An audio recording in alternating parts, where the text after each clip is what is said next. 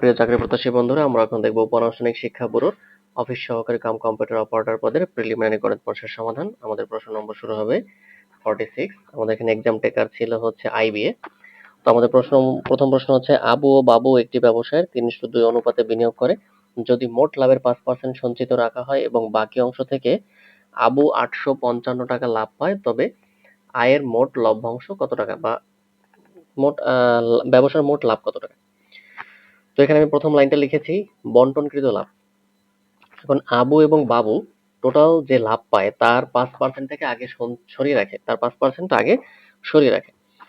তো এখানে আবু পায় হচ্ছে 855 টাকা। তো তাদের টোটাল লাভটা বন্টন করা হয় কত? আমাদের এখানে অনুপাতটা হচ্ছে 3:2। তারা ব্যবসায় 3:2 অনুপাতে ব্যবসা করে। তো যেহেতু তাদের 3:2 অনুপাত, তাদের টোটাল অনুপাত হচ্ছে কত? 5। যোগ করলে কত হয়? 5। তো তো তারা হচ্ছে কত টাকা পাবে? তা আবু যদি 855 টাকা পায়, 855 টাকা পাবে কত? 5-এর 3-এ। এখন তারা দুইজনে টোটাল পায় কত? আবু পায় কত? খেয়াল করেন, আবু পাবে হচ্ছে 5-এর 3। এটা পাবে হচ্ছে আবু। তাই 5-এর 3 মানে কত? 855। তাহলে 5 ভাগের 3 ভাগে যদি 855 টাকা হয়, তাহলে টোটাল 5 ভাগে কত টাকা হবে? এজন্য আমরা 5 উপরে দিলাম, নিচে 3 দিলাম। তাহলে এখানে আমাদের আসবে হচ্ছে 1425 টাকা। 1425 টাকা। এখন দেখেন মোট লভ্যাংশ। মোট লভ্যাংশ। এই 1425 টাকা হয়েছে কি? এই 1425 টাকা কি হয়েছে? 5% রাখার পরে। তো 5% রাখার পরে কত পার্সেন্ট হয়? 95%। তো 95% যদি 1425 টাকা, তাহলে 100% কত হবে? ব্যাস, এটা হচ্ছে 1500 টাকা। এটা হচ্ছে আমাদের প্রশ্নের উত্তর, যে আমাদের ব্যবসায় মোট লাভের টাকা হচ্ছে 1500 টাকা। আমাদের পরবর্তী প্রশ্ন হচ্ছে 47 নম্বর প্রশ্নে বলা আছে, দুইজন সাইকেল আরোহী একটি 770 ফিট লম্বা সেতুর বিপরীত প্রান্ত থেকে একে অপরের দিকে আসতে থাকে। প্রথম সাইকেল আরোহীর গতি প্রতি সেকেন্ডে 15 ফুট এবং দ্বিতীয় সাইকেল আরোহীর গতি প্রতি সেকেন্ডে 20 ফুট হলে কত সেকেন্ড পরে তারা মিলিত হবে? তাহলে দেখি আমরা, মোট সেতুর দৈর্ঘ্য হচ্ছে 770। তো এটা হচ্ছে প্রথম সাইকেল আরোহী, এটা হচ্ছে দ্বিতীয় সাইকেল আরোহী। তো তাদের প্রত্যেকের গতি হচ্ছে কত? একজনের 15, একজনের 20। যেহেতু তারা পরস্পর বিপরীত দিকে না, মানে পরস্পর নিজেদের দিকে আসতেছে, তাহলে এখানে টোটাল আমাদের আপেক্ষিক গতি হবে কত? আপেক্ষিক গতি হবে হচ্ছে 35 ফুট। তাহলে আমরা এখানে লিখতে পারবো আপেক্ষিক গতি হচ্ছে 15 + 20 সমান হচ্ছে 35 ফুট পার সেকেন্ডে। এখন তারা 770 ফুট যাবে কত সময়? এখন জাস্ট 35 দ্বারা ভাগ করেন। 35 দ্বারা ভাগ করলে এখানে আসবে আমাদের 22 সেকেন্ড। এটা হচ্ছে আমাদের প্রশ্নের উত্তর। আমাদের নেক্সট 48 নম্বর প্রশ্ন, একটি বৃত্তির জন্য আবেদনকারীর অর্ধেককে অনলাইন পরীক্ষার জন্য বাছাই করা হয়। বাছাইকৃতদের 40% অর্থাৎ 12 জন শিক্ষার্থী চূড়ান্ত রাউন্ডের জন্য নির্বাচিত হলে কতজন শিক্ষার্থী আবেদন করেছিল? আচ্ছা, বাছাইকৃত শিক্ষার্থী এখন কত? আমরা এটা নির্ণয় করব। বাছাইকৃত শিক্ষার্থী, আচ্ছা, বাছাইকৃত শিক্ষার্থী 40%। 40%-এ হচ্ছে 12 জন। এই যে 40%-এ 12 জন, তাহলে 100%-এ কত? 100%-এ হচ্ছে 30 জন। পার্সেন্টেজটা এভাবে করলে একটু দ্রুত হয়, সহজে হয়। আপনারা চেষ্টা করুন এইভাবে করার। 40%-এ যদি 12 জন হয়, তাহলে 100%-এ কত? এই যে যদি এভাবে সাজান, 40% হবে 12 জন, 1%-এ কত? 1 হইলে কত হবে? 40 দ্বারা ভাগ, 100%-এ কত? তাহলে 100 দ্বারা গুণ। আমি জাস্ট এভাবে একসাথে লিখে দিলাম। বাছাইকৃত শিক্ষার্থীর সংখ্যা এখানে হচ্ছে 30 জন। তাহলে আমাদের মোট শিক্ষার্থী কত? আমাদের মোট শিক্ষার্থী হচ্ছে কে? এটা অর্ধেক বলছিল না, যে একটি বৃত্তির জন্য আবেদনকারী অর্ধেককে অনলাইনে বাছাই করা হয়। তাহলে 30 গুণন 2 দিলেই তো মোট হয়ে যাবে 60 জন। ব্যাস। 48 এর পরে হচ্ছে আমাদের 49 নম্বর প্রশ্নে বলা আছে, একটি গাড়ির শোরুমে বিক্রি হওয়া গাড়ির উপর 6% কমিশন পায়। বিক্রয় কমিশনের 3/2 ভাগ বিক্রয় কর্মীদের দেওয়া হয় এবং বাকি অংশ শোরুম মালিকদের কাছে থাকে। কোন এক মাসে মোট 2,20,000 টাকার গাড়ি বিক্রয় হলে শোরুমটি কমিশন থেকে নিট কত টাকা লভ্যাংশ পাবে? আচ্ছা, মোট বিক্রি হয়েছে কত? 2,20,000 টাকা। এর মধ্যে 6% কমিশন পায় কারা পায়? একটি গাড়ি শোরুমে বিক্রি হয়, গাড়ির উপর 6% কমিশন পায়।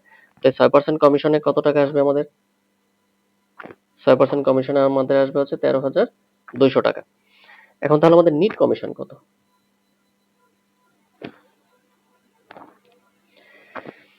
খেয়াল করেন, বলা আছে 3/2 অংশ কর্মীদের দেওয়া হয়। এই 13,200 টাকা টোটাল, তো এটা কমিশন পাইলো। এখন এরা হচ্ছে শোরুমটির কাছে কত, সরি, প্রশ্নটা বলা হচ্ছে গাড়ি বিক্রয় হলে শোরুমটি কমিশন থেকে কত টাকা পাবে। এখন শোরুম কমিশন পায়, এখানে হচ্ছে শোরুম কমিশন পাবে। আচ্ছা, শোরুম কমিশন পাবে কত? এখানে বলা আছে যে বিক্রয় কমিশনের 3/2 অংশ বিক্রয় কর্মীদের দেওয়া হয়। 3/2 অংশ যদি বিক্রয় কর্মীদের দেওয়া হয়, তো 3/1 অংশ পাবে কে? শোরুমের যারা মালিক। তাহলে এখানে হচ্ছে 4,400 টাকা। 3/2 অংশ হচ্ছে কর্মীরা পায়, আর 3/1 অংশ পাবে কে তাহলে? এই 3/2 অংশ যদি কর্মীরা পায়, তাহলে 3/1 অংশ অবশ্যই মালিক পাবে। এটি হচ্ছে আমাদের উত্তর, 4,400 টাকা। পরবর্তী প্রশ্ন 50। 50-এ বলা আছে একটি প্রতিষ্ঠানে দৈনিক 8 ঘন্টা কাজের মজুরি ঘন্টা প্রতি 250 টাকা। ঘন্টা প্রতি হচ্ছে 250 টাকা। তাহলে সে 8 ঘন্টায় কত টাকা পাবে? এই 250 গুণন হচ্ছে 8, 2,000 টাকা। 8 ঘন্টা করে সে কাজ করলে 2,000 টাকা পাবে। কোন শ্রমিক 4 ঘন্টার উপরে কাজ করলে শুধু অতিরিক্ত, সরি, 4 ঘন্টা না, 8 ঘন্টা। 8 ঘন্টার উপরে কাজ করলে শুধু অতিরিক্ত কর্মঘণ্টার জন্য স্বাভাবিক মজুরির 1.5 গুণ টাকা পায়। কোন একজন শ্রমিক যদি 11 ঘন্টা কাজ করে, তবে সে মোট কত টাকা পাবে?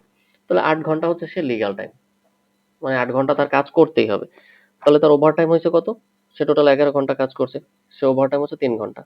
তাহলে 3 ঘন্টায় সে কত টাকা পাবে? এই 3 ঘন্টা টোটাল হচ্ছে তার বেসিক হচ্ছে কত? ঘন্টায় 250 টাকা, এটার হচ্ছে 1.5 গুণ। তো গুণ করি, গুণ করলে আমাদের আসবে হচ্ছে 1125 টাকা। আপনারা এটাকে সরাসরি 15 লিখেও নিচে 10 দিতে পারবেন। এখন কাটাকাটি করে গুণ করলে 1125 টাকা হয়। তাহলে একজন শ্রমিক এই 11 ঘন্টা কাজ করলে টোটাল কত টাকা মজুরি পাবে? এই 2,000 আর 1125, তাহলে 3,125 টাকা সে মজুরি পাবে। এটা হচ্ছে উত্তর। আমাদের পরবর্তী প্রশ্ন হচ্ছে 51। 51 নম্বর প্রশ্নে বলা আছে একজন পুরাতন বই বিক্রেতা পুরাতন বই 75 টাকা থেকে 100 টাকায় দামে কিনে, মানে তার বই কেনার রেঞ্জ হচ্ছে 75 টাকা থেকে 100 টাকা। আচ্ছা, সেগুলো 110 টাকা থেকে 150 টাকায় সে বিক্রি করে, এটা হচ্ছে ক্রয়। তাহলে সে বিক্রয় করে কত? 110 টাকা থেকে 150 টাকায় সে বিক্রি করে। যদি সেই বিক্রেতা এই ধরনের 20টি বই বিক্রি করে, তাহলে তার সর্বনিম্ন লাভ কত হবে? এখানে বলা আছে সর্বনিম্ন, কথাটা খেয়াল করেন। সে লাভ করবে, বাট তার সর্বনিম্ন লাভ। তো সর্বনিম্ন লাভ কখন হবে? সর্বনিম্ন লাভ হবে যে যখন সে সবচেয়ে বেশি টাকা দিয়ে কিনবে এবং সবচেয়ে কম টাকায় সে বিক্রি করবে, তখন তার লাভ হবে সর্বনিম্ন। তাহলে সে কিনছে, বিক্রি করছে কত? 110 টাকা, আর কিনছে কত? 100 টাকা দিয়ে।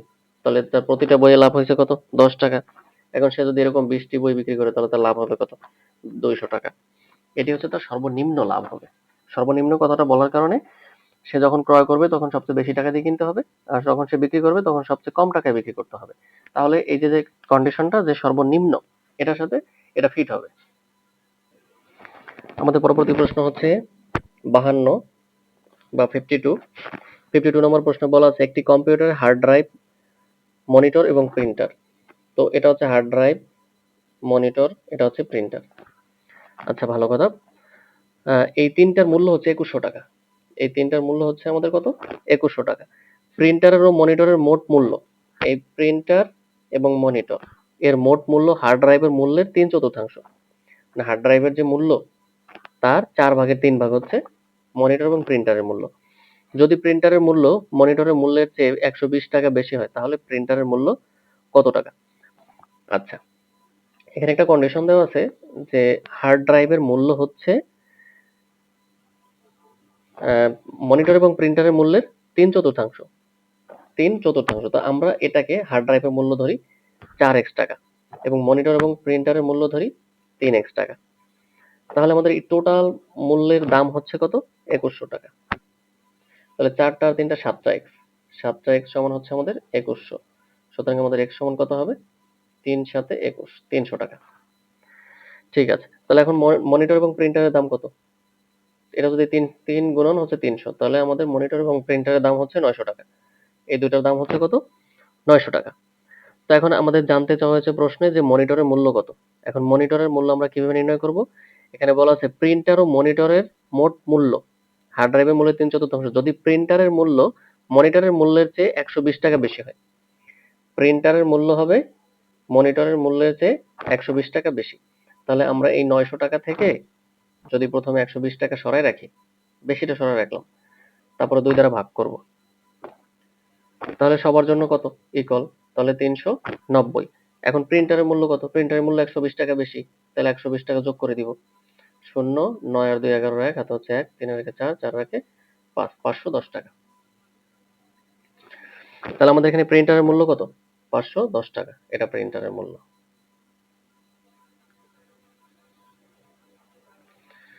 ব্যাস, আমাদের পরবর্তী প্রশ্ন হচ্ছে 53 নম্বর প্রশ্নে বলা আছে তামিম তার ভ্রমণের প্রথমাংশে 180 মাইল এবং দ্বিতীয় অংশে 300 মাইল অতিক্রম করে, উভয় অংশের গতি একই ছিল। সে হচ্ছে মানে একটা ট্রিপে গেছে, এখান থেকে শুরু করছে এই পর্যন্ত গেছে। তো প্রথমে সে গেছে 180 মাইল, পরবর্তীতে গেছে হচ্ছে 300 মাইল। আচ্ছা, তার স্পিড একই, সব জায়গায় সে একই গতিতে গাড়ি চালাইছে। যদি দ্বিতীয় অংশে তামিমের প্রথম অংশ থেকে 2 ঘন্টা বেশি গাড়ি চালাতে হয়, তবে গাড়ির গতি কত ছিল? মনে করি তার স্পিড হচ্ছে এক্স, এখানেও এক্স, এখানেও এক্স। তো যেহেতু দ্বিতীয় অংশে তার হচ্ছে 2 ঘন্টা বেশি লাগছে, 2 ঘন্টা যদি বেশি লাগে তো এই পাশে টাইম বেশি না, এজন্য প্রথমটা এটা লিখি 180/x সমান টাইম হচ্ছে কত? 2 ঘন্টা বেশি লাগছে। তো আমরা যদি এটাকে লসাগু করি, লসাগু করলে আমাদের এখানে কত হবে? x, 300 থেকে 180 বিয়োগ গেলে থাকবে হচ্ছে কত? 120 সমান হচ্ছে 2, 2 দ্বারা কাটাকাটি করি 60। সুতরাং আমাদের এখানে স্পিড ছিল হচ্ছে 60, যেহেতু তার গতিবেগ সমান, তাহলে সে 60 মাইল ঘন্টা, এটা হচ্ছে তার স্পিড। আমাদের পরবর্তী প্রশ্ন হচ্ছে আমাদের 54 নম্বর প্রশ্নে আমাদের বলা আছে 3 বছর পূর্বে বাবার বয়স ছেলের বয়সের থেকে 24 বছর বেশি ছিল। আচ্ছা, তাহলে এখন 3 বছর পূর্বে, তো 3 বছর পূর্বে ধরি ছেলের বয়স হচ্ছে x বছর, তাহলে 3 বছর পূর্বে বাবার বয়স কত হবে? 3 বছর পূর্বে বাবার বয়স হচ্ছে x প্লাস 24, কারণ 3 বছর পূর্বে ছেলের বয়সের চেয়ে বাবার বয়স 24 বছর বেশি ছিল। তো বর্তমানে ছেলের বয়স কত? x plus 3। বর্তমানে বাবার বয়স কত? x প্লাস 24 প্লাস 3, 4 আর 3 7, তাহলে এখানে আমাদের 27। বর্তমানে ছেলের বয়স এটা, বর্তমানে বাবার বয়স এইটা। তো আমাদের প্রশ্নে বলা আছে বর্তমানে বাবার বয়স ছেলের বয়সের 5 গুণ। বর্তমানে ছেলের বয়স বাবার বয়সের, মানে বর্তমানে বাবার বয়স ছেলের বয়সের 5 গুণ। তাহলে এই যে হচ্ছে বর্তমানে ছেলের বয়স, আর এই যে হচ্ছে বর্তমানে বাবার বয়স। তো এখানে 5 দ্বারা আমরা যদি গুণ করে দেই, তাহলে এই পাশে এবার সমান হয়ে গেল। এই পাশে এবার যদি আমাদের সমান হয়, তাহলে এখন আমরা এটাকে একটু করার চেষ্টা করি। তাহলে এখানে হচ্ছে আমাদের 5x, এখানে একটা x আছে, x টা এই পাশে নিয়ে আসি, এক পাশে থাকলো 27, আর এখানে 3 পাশে 15। তাহলে আমাদের x সমান কত থাকবে? 5 আর 2 7, 1 আর আছে 4, তাহলে x সমান হচ্ছে 3। তাহলে বর্তমানে পুত্রের বয়স কত? এটা। তাহলে বর্তমানে পুত্রের বয়স হচ্ছে 3 প্লাস 3 সমান হচ্ছে 6। আমাদের প্রশ্নে জানতে চাওয়া হয়েছে যে এখন থেকে 3 বছর পরে ছেলের বয়স কত হবে? তো ছেলের বয়স এখন থেকে 3 বছর পরে আরো 3 বছর বাড়বে।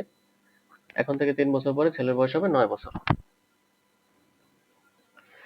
আমাদের নেক্সট কোশ্চেন আছে আমাদের 55 বা 55 নম্বর প্রশ্ন। 55 নম্বর প্রশ্নে বলা আছে 3টি ক্রমিক বিজোড় পূর্ণ সংখ্যার প্রথমটির 3 গুণ, তৃতীয় সংখ্যাটির দ্বিগুণের থেকে 3 বেশি। তৃতীয় সংখ্যাটি কত? তাহলে আমরা ধরি প্রথম বিজোড় সংখ্যাটি হচ্ছে x, আর তৃতীয় বিজোড় সংখ্যাটি হচ্ছে x প্লাস 4। কেন 4 দিলাম? এটা একটা প্রশ্ন হইতে পারে। কারণ হচ্ছে কি, আপনার যেকোনো একটা বিজোড় সংখ্যা যদি 3 এর, ধরি প্রথম সংখ্যাটা 3, এর সাথে 4 যোগ করলে কত হবে? 7। মানে কোনো একটা বিজোড় সংখ্যার সাথে আপনি যখন জোড় সংখ্যা যোগ করবেন তখন সেটা বিজোড় সংখ্যাই হবে।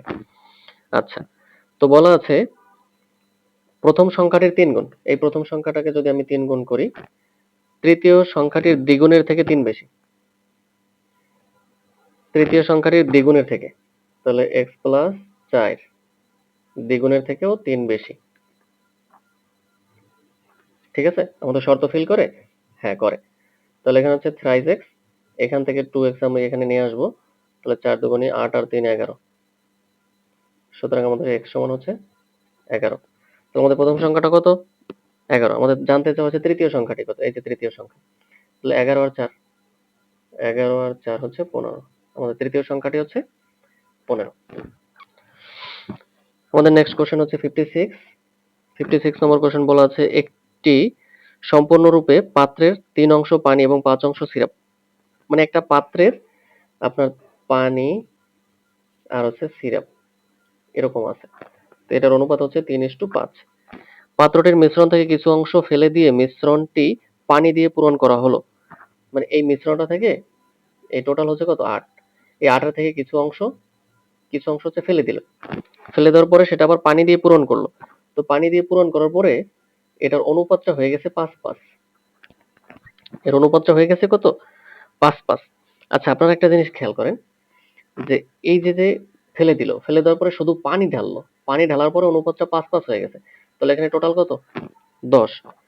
তাহলে আগে ছিল কত? 3। তো এখন যোগ করছে কত? 2। তো 10 এর মধ্যে 2 অংশ হচ্ছে সে ফেলে দিছে। তো 1/5 অংশ সে ফেলে দিছে। আমাদের প্রশ্নে জানতে চাওয়া হয়েছে যে কত অংশ ফেলে দেওয়া হয়েছিল। তো 1/5 ভাগ, সরি, মানে 5/1 ভাগ হচ্ছে এখানে ফেলে দেওয়া হয়েছে। আমাদের নেক্সট কোশ্চেন হচ্ছে আমাদের 57 নম্বর প্রশ্নে বলা আছে, যদি একটি আয়তাকার ক্ষেত্রের প্রতিটি পাশ 20% বাড়ানো হয় তবে এর ক্ষেত্রফল কত শতাংশ বাড়বে? মনে করি এটা একটা আয়তক্ষেত্র আছে, এ পাশে ধরলাম 10, এ পাশেও ধরলাম 10। আমি ছোট ধরি যেহেতু দেখতে খারাপ হচ্ছে। এ পাশেও 10 ধরলাম, এ পাশেও 10 ধরলাম। তাহলে এটার ক্ষেত্রফল কত? 100। এখন উভয় পাশে 20% বাড়ানো হয়েছে। এই 10 এর 20% যদি বাড়ে তাহলে কত হবে? 12। এ পাশে 12 হইলে এ পাশেও 12। তো আমাদের টোটাল হলো কত? 144। এখন এদের ডিফারেন্স কত? ডিফারেন্স হচ্ছে 100 তে 44। তার মানে কি? 44%। এখানে তো বোঝা যাচ্ছে বেস কত? আমাদের প্রাথমিক অবস্থায় এটার ক্ষেত্রফল ছিল কত? 100। এখন হয়েছে কত? 44। তাহলে 100 তে বাড়ছে কত? 44। 100 তে 44 মানে তো 40%। তো এটা বাড়বে হচ্ছে 44%। পরবর্তী প্রশ্ন 58। 3 বছর পূর্বে স্বামী, স্ত্রী ও তাদের সন্তানদের গড় বয়স ছিল 27 বছর। আচ্ছা, তাহলে 3 বছর পূর্বে স্বামী, হাজবেন্ড, ওয়াইফ আর হচ্ছে ছেলে। ছেলে কি দেবো? সন। আচ্ছা, এদের গড় বয়স ছিল 27 বছর। এখন মোট বয়স কত হবে? 3 7 21 1 হাতে হচ্ছে 1, 3 দুগুণে 6, সরি হাতে হচ্ছে 2, 3 দুগুণে 6 আর 2 8, 81 বছর। তো 3 বছর আগে তাদের বয়স ছিল এটা। এই 3 জনের বয়স ছিল এটা। তো বর্তমানে তাদের বয়স কত? বর্তমানে আগে যদি 81 হয়, তাহলে বর্তমানে 3 জন, তো 3 জনের 3 বছর আগে যেহেতু, তাহলে প্রথম জনের বয়স হবে 3, তারপরে 3, তারপরে 3। এটা খেয়াল করেন, প্রশ্নটা খেয়াল করেন। 3 বছর আগে তাদের বয়সের গড় ছিল এত। তাহলে বর্তমানে তাদের বয়স কত? প্রত্যেকেরই তো 3 বছর করে বাড়বে। তাহলে 3 3 9, 90 বছর। আচ্ছা, পরবর্তী অংশে বলা আছে 5 বছর পূর্বে স্ত্রী ও সন্তানের গড় বয়স।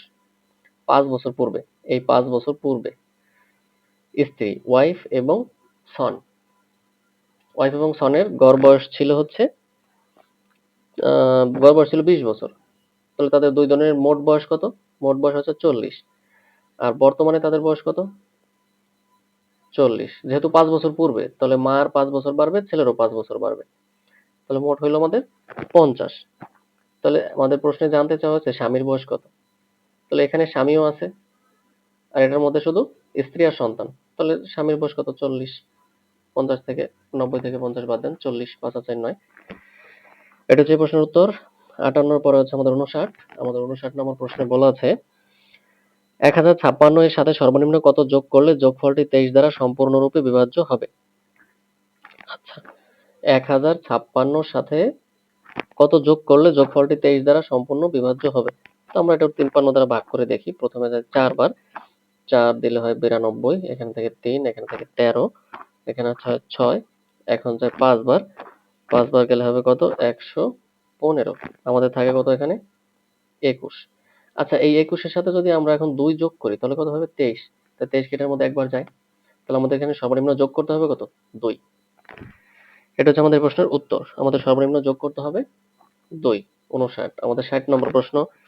60 নম্বর প্রশ্নে বলা আছে 24, 12, 36, 18 এবং 54। পরবর্তী সংখ্যাটা আমাদের জানতে চাওয়া হয়েছে। আচ্ছা, আপনারা একটা জিনিস খেয়াল করেন, এই 24-এর অর্ধেক কত? 12। 36-এর অর্ধেক কত? 18। তাহলে 54-এর অর্ধেক কত হবে? 27। ব্যাস, মিলে। তাহলে আমাদের পরবর্তী সংখ্যাটা হচ্ছে 27। আমাদের পরবর্তী প্রশ্ন 61 নম্বর প্রশ্নে বলা আছে, একটি স্কুলের 20% ছাত্রের বয়স 8 বছরের নিচে। 8 বছর বয়সী ছাত্রের সংখ্যা 48 জন। 8 বছরের বেশি বয়সের ছাত্রের সংখ্যা 8 বছর বয়সী ছাত্রের সংখ্যার 2/3। স্কুলের মোট ছাত্র সংখ্যা কত? তাহলে এখানে আমাদের স্টেপ হচ্ছে কয়টা? 3টা। একটা হচ্ছে 8 বছর, একটা হচ্ছে 8 বছর প্লাস, একটা 8 বছর, আর একটা হচ্ছে 8 বছর মাইনাস। এই হচ্ছে আমাদের ছাত্রদের বয়সের অবস্থা। তাহলে 8 প্লাস 8 বছর বয়সী মোট ছাত্র সংখ্যা কত আছে? 48 জন। তাহলে 8 বছরের বেশি মোট ছাত্র সংখ্যা, এখানে বলেছে 8 বছর বয়সী ছাত্রের সংখ্যা 2/3। তাহলে 8 বছর বয়সী থাকবে কতজন? এই 48-এর 2/3, মানে 3 ভাগের 2 ভাগ। তাহলে হচ্ছে টোটাল 32 জন। এখন 8 বছর বয়সী এবং 8 বছরের বেশি, এই টোটাল ছাত্র সংখ্যা কত? 48 আর 32। তাহলে কত হবে আমাদের? 8 আর 2 10 এর 0, হাতে হচ্ছে 1, 3 এর 4, 4 আর 4 80 জন। 80 জন। তো এখন আমাদের প্রশ্নের শুরুতে, একেবারে শুরুর লাইনটায় বলা আছে, একটি স্কুলে 20% ছাত্রের বয়স 8 বছরের নিচে। তাহলে 20% ছাত্রের বয়স হচ্ছে 8 বছরের নিচে, এই 8 বছরের নিচে। তো বাকি কত? 80%। 80%-এ যদি, এখানে তো 20%, তাই না? 8 বছরের নিচে। তাহলে আমাদের বাকি কত? 80%। 80%-এ যদি 80 জন হয়, তো বাকি 20%-এ কত? 20 জন। তো আমাদের টোটাল ওই স্কুলের ছাত্র সংখ্যা কত? 100 জন। ব্যাস, হয়ে গেল। আমাদের পরবর্তী প্রশ্ন হচ্ছে 62 নম্বর প্রশ্ন। 62 নম্বর প্রশ্নে বলা আছে, দুইটি পাইপ একটানা একটি ট্যাঙ্ক 20 ও 24 মিনিটে পূর্ণ করতে পারে এবং অপর পাইপ প্রতি মিনিটে 3 গ্যালন পানি খালি করতে পারে। তিনটি পাইপ একসঙ্গে চালু করলে 15 মিনিটে ট্যাঙ্কটি পূর্ণ হয়। ট্যাঙ্কটির ধারণ ক্ষমতা কত? আমাদের প্রশ্নের মাঝামাঝি বলা আছে যে তৃতীয় পাইপটি যে প্রতি মিনিটে 3 গ্যালন পানি খালি করতে পারে। এই গ্যালন শব্দটা দেওয়ার কারণে আমাদের প্যাচ লেগে গেছে। তো আমরা ধরে নেই যে ওই ট্যাঙ্কের পানির ধারণ ক্ষমতা হচ্ছে এক্স গ্যালন। আচ্ছা, আমরা এখন এটা শর্ত মতে দিয়ে দিই। প্রথম যে আমাদের পাইপটা আছে, প্রথম পাইপটা কি করে? এই এক্স গ্যালন পানি সে পূর্ণ করবে। সে কত মিনিটে পূর্ণ করবে? 20 মিনিটে। আচ্ছা, আরেকটা আছে, আরেকটা পাইপ আছে, সে হচ্ছে 24 মিনিটে পূর্ণ করবে। এখন আমাদের বলা আছে এবং অপর পাইপ প্রতি মিনিটে 3 গ্যালন পানি খালি করতে পারে। আরেকটা পাইপ আছে, সে হচ্ছে প্রতি মিনিটে 3 গ্যালন পানি পানি করে, মানে 3 গ্যালন পানি সে বের করে দেয়। তো এখানে হচ্ছে সে 20 মিনিটে পূর্ণ করে, তাহলে কি 1 মিনিটে কতটুক? এখানে সে 1 মিনিটে কতটুক পূর্ণ করে? আর তৃতীয় পাইপটা হচ্ছে 1 মিনিটে 3 গ্যালন পানি খালি করে, এজন্য হচ্ছে 3 বিয়োগ। তাহলে এখানে টোটাল 3টি পাইপ যদি আমি একসঙ্গে চালু করি, তাহলে এটা কি হবে? এটা 15 মিনিটে পূর্ণ করতে পারবে। তাহলে 15 মিনিটে সে কত গ্যালন পানি পূর্ণ করে, এটা বোঝায়। আপনাদের কি এটা বুঝতে সমস্যা হচ্ছে? আমি একটু আবার বলতেছি। আচ্ছা, প্রথম পাইপ কি করে? 20 মিনিটে পূর্ণ করে। আচ্ছা, আমি ধরলাম যে ওই ট্যাঙ্কিতে পানি ধরে এক্স গ্যালন। তাহলে 20 মিনিটে যদি সে এক্স গ্যালন, 20 মিনিটে যদি সে পুরো ইয়াটা পূর্ণ করতে পারে, তাহলে 1 মিনিটে সে কত করবে? এজন্য হচ্ছে এই 20 মিনিটকে মানে 20 দ্বারা ভাগ। যে 20 মিনিটে সে পূর্ণ করে এক্স গ্যালন, 1 মিনিটে পূর্ণ করবে কত? 20 ভাগ এক্স। এরকম করে দ্বিতীয় পাইপের ক্ষেত্রেও 1 মিনিটে সে পূর্ণ করে কতটুক? আবার তৃতীয় পাইপ কি করে? 1 মিনিটে সে বের করে দেয় 3 গ্যালন। এতে তাদের টোটাল 15 মিনিট সময় লাগছে। এই যে 15 মিনিট। এক্স কে 15 দ্বারা ভাগ। আমরা জাস্ট এখন লসাগু করব। 20 আর 24 এর লসাগু করলে হচ্ছে আমাদের 120। এখানে হচ্ছে আমাদের 6x, 20 দ্বারা ভাগ করলে হয় 6, 24 দ্বারা ভাগ করলে আমরা পাবো 5, -3 সমান হচ্ছে আমাদের, সরি, এই -3টা এখানে মাইনাস দিব। তাহলে 3 বারং 36, 360। তাহলে হচ্ছে x/15। এখন আমরা দেখি আমাদের উপরে কত হয়। 5 আর 6 11x, মাইনাস হচ্ছে 360, আমরা 360 ওই পাশে দিয়ে দিব। এখানে হচ্ছে আমাদের 15 দ্বারা 120 কে কাটাকাটি করি। 15 দ্বারা 120 কে কাটাকাটি করলে আমাদের আসে হচ্ছে 8। তাহলে এই 8 দ্বারা x কে গুণ। আমাদের এই 8 দ্বারা হচ্ছে x কে গুণ। তাহলে আমাদের এখানে মাইনাস হবে 8x। আর 360 ওই পাশে চলে গেল। এখন আমাদের থাকলো হচ্ছে thrice x।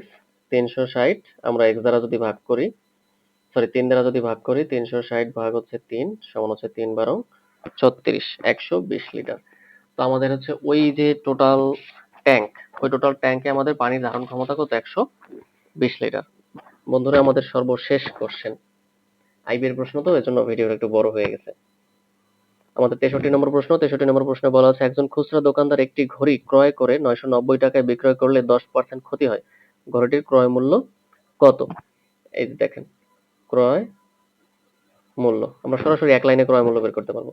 সে 990 টাকায় বিক্রি করছে, তার ক্ষতি হয়ে গেছে। এখন সে 10% ক্ষতি করছে মানে কি? সে 90% বিক্রি করছে। 90% বিক্রি করছে। 90% বিক্রি করলে কত টাকায় বিক্রি করছে? 990। এখন সে 100 টাকায়।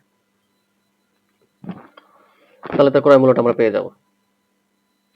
তাহলে আমরা যদি এটাকে ভাগ করি 1100, এটি হচ্ছে আমাদের প্রশ্নের উত্তর। তো ধন্যবাদ বন্ধুরা। এই ঘড়িটির ক্রয় মূল্য হচ্ছে 1100 টাকা। আমাদের ম্যাথের সলিউশনগুলি ভালো লাগলে অবশ্যই আমাদের চ্যানেলটাকে সাবস্ক্রাইব করবেন। আমরা চেষ্টা করি যে কোনো চাকরি পরীক্ষার পরে ম্যাথের সলিউশনগুলি ভিডিও আকারে আপলোড করার জন্য। ধন্যবাদ।